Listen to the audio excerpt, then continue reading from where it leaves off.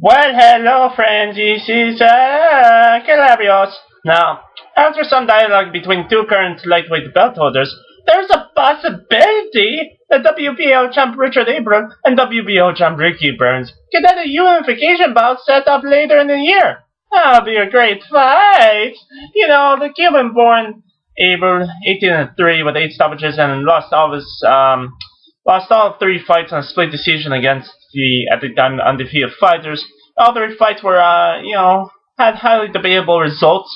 You know, Abril, he's 5'9" and 72-inch reach. Would give Burns a lot of problems, but unlike Burns' last opponent in Jose Gonzalez, doesn't have the same kind of power. You know, most Cuban fighters have a similar style of fighting.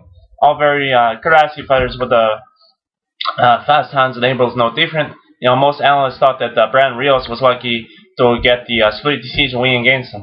Now, Ricky Burns, 36-2 with 11 stoppages and standing 5'10", is probably the biggest fighter in the lightweight division. You know, I don't mean height-wise, but actual size, he rehydrates to. Now he gets back to up to junior middleweight size. Burns has started to show more power in the last couple of fights, but one thing he has really shown is heart and guts. You know, under the gosh against arguably the better fighter in Jose Gonzalez, you know, Burns managed to somehow turn the tide against probably the division's biggest puncher and turn it around and actually start to back Gonzalez up, which was a tremendous fight.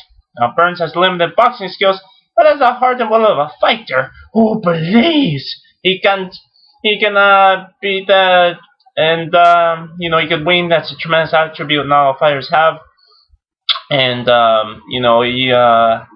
he believes he can't be beat. You know, I believe Burns could nick it on points and what would be a close fight because both guys are recognizable as big punchers, and his fight will probably go the distance.